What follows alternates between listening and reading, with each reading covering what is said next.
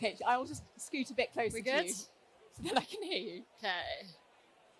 Are we on? Can you hear us? Are we on? Can you hear us? Okay. Okay, This is a very odd experience.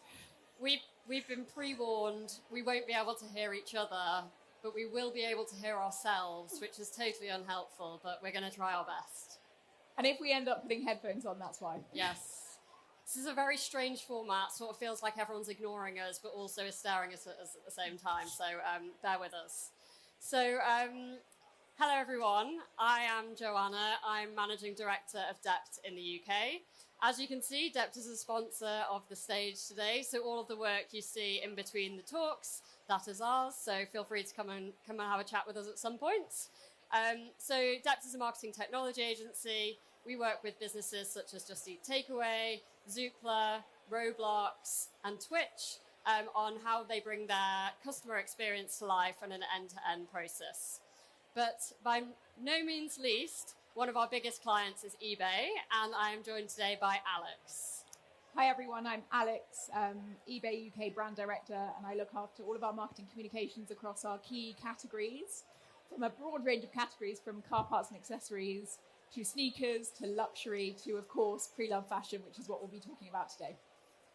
Great. So we're super excited to be with you all today. And I think when we heard the overview of the topic, Riders of the Storm, we thought there is actually no brand that's more relevant today than eBay.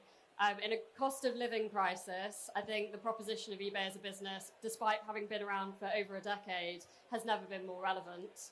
And the scrutiny that businesses are under from a marketing perspective and from business investments, taking a bold risk, like taking on the Love Island partnership and then sponsorship, was a bold move from Alex and her team. So what we wanted to kick off with was a bit of a rewind. So if we cast our minds back 12 months, and I say 12 months boldly because if you read the synopsis for this event, it will have said 3 years. And because we thought we'd done 3 years worth of partnerships, but turns out we've done 3 partnerships in 1 year. And it's felt like a decade. It has felt like a lot of work in a short space of time, but goes to show how much the partnership's evolved. So what we wanted to kick off with is a little bit of why ITV and why Love Island. So I'm going to start by talking a little bit about how we think about building the eBay brand. And we talk a lot about a metric called ICS, Initial Consideration Set. Essentially, it is our kind of internal, we love acronyms, so it's our internal acronym for salience.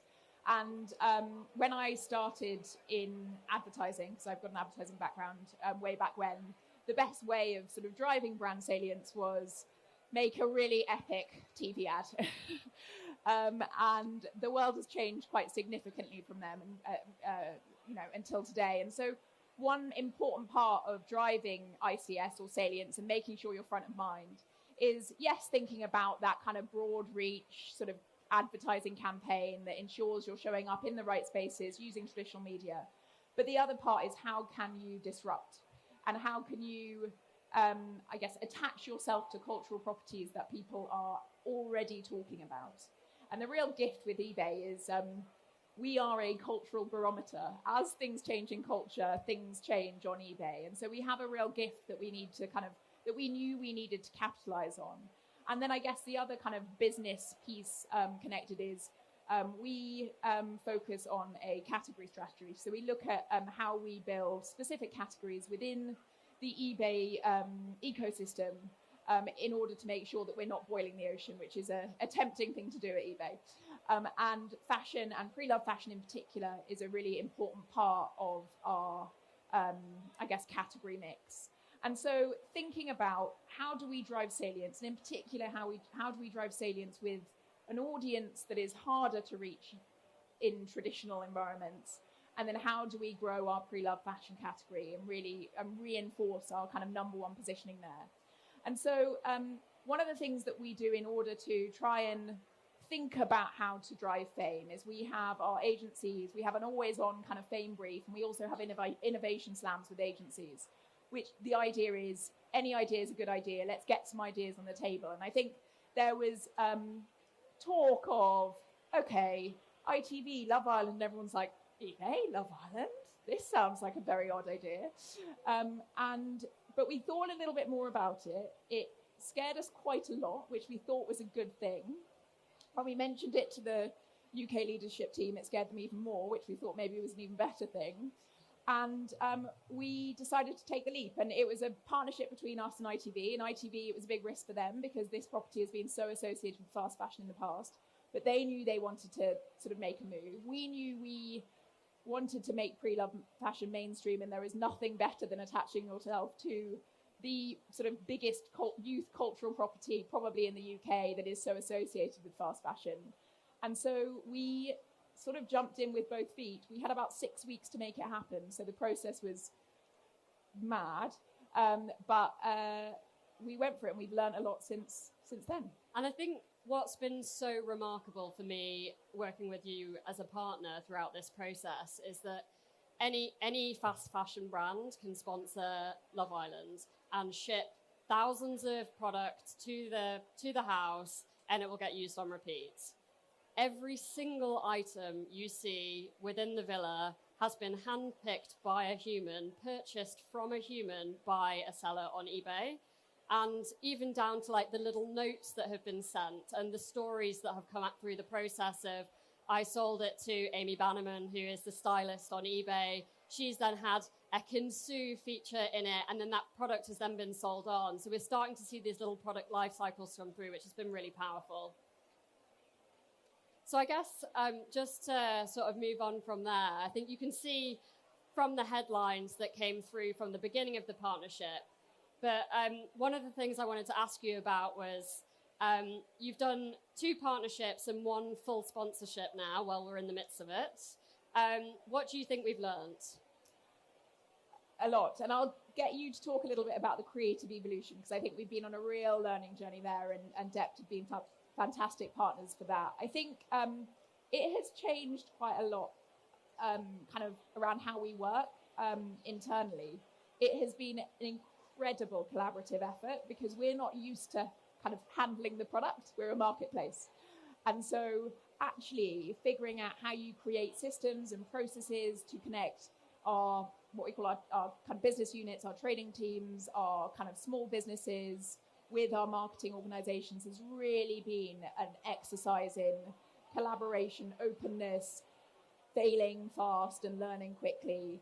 And actually, I think how we've then taken these learnings and built that into how we work in future projects has been really important. Then I think the other thing that we've learned is with all of these new, I guess, product placements, not that new, but, you know, ad-funded programs and new ways of reaching audiences is how do you create structure around things in terms of clear KPIs? How do you understand audience reach? How do you make sure it doesn't feel like just a massive wing and a prayer and you're investing a lot and you have no way of measuring it? So we're starting to put more kind of structure and systems in place to make sure that we are really finding a sort of tangible business lens through which to look at these opportunities, which then goes back to this point of when you are investing in these sorts of things that feel like more of a risk where there isn't so much quantified reach, how do you make sure that you can justify it back to the business? So I think we've learned a lot of that. I also think we've learned through the process of styling the islanders in the villa, like how to connect with them, what do they want, how do we think, as Joanna mentioned, about the circular nature of the clothes. And actually each season, and I think Amy, our brilliant pre-loved style director, is going to be talking at 12 if you want to hear directly from her, but each season we source fewer and fewer clothes. The aim is to not source any clothes soon. And obviously all the clothes we source are pre-loved anyway, because it all just recirculates and you'll be seeing the same items worn by the different islanders, and they're delighted to be doing that. But I'd love you to talk a little bit about the creative evolution, because we've learned a lot there too. Yeah, so I think, as Alex says, round 1, we had about 6 weeks. So there's been like a big evolution, both within the villa and also from a marketing perspective. So you can see just on here, this is some of the branding from this year, Islanders from last year, but the branding from this year. And you'll see over this side, I can't see, but over this side, we've obviously got this year there is a wardrobe that the Islanders go up to. They're picking the products out. We've got the eBay hangers on it. Obviously, eBay as a business, it's not branded product. So we've really got to think about how the product exists in the villa. I was watching Love Island the other night. And for those of you that don't watch, the boys and girls get split up at some point, and the boys pack the suitcases for the girls, and which is like sweeping statement, but they're packed absolutely terribly. And when you open the suitcases, there's like an eBay hanger in there. And it's those little elements that have really helped to build the recognition through the series of the season. The other thing that we started to do in our, if I don't know if I press play, yeah, okay. So we've started getting the Stylanders to do Stylander fits.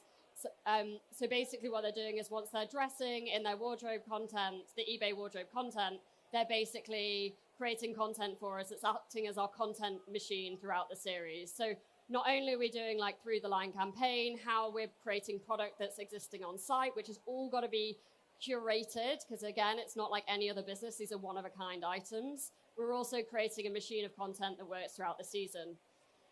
But the one thing I really wanted to talk about, which is my favorite sort of insight about working with eBay, was that once we'd done our first sponsorship, we had this amazing insight. And the insight was that we were finding that there were some people talking on TikTok about Love Island, and sometimes they were getting as many, if not more views than the live show itself. So we thought, okay, with dual screening and this demographic, how do we bring those two worlds together? So we basically got the talent from TikTok, from previous shows, and created this idea called the Stylanders. So in Winter Love Island, we created a whole wealth of digital content with our Stylanders. They featured in our idents. And this season, we've got our Stylanders featuring in all of our idents. We've got our Stylanders producing content for us throughout the series around little mini briefs. And we're really sort of connecting the sort of digital presence with the brand heritage. And fashion is super important for us. So Stylanders has been a big... Yeah, we're 1 minute. Just to wrap up, maybe you could talk about the business performance for us. I guess we have to go, but I think the main thing is this has been very impactful for us as a business, but I think the thing that's more sort of important to me is it's been very impactful for the industry as a whole. We've seen a huge change in people's behavior, and whilst I don't assume it's all down to us, I like to think that eBay making this leap and alongside ITV has really helped to change the cultural landscape to try and make wearing pre-loved more mainstream. Thank you very much. Enjoy yourselves. Thank you.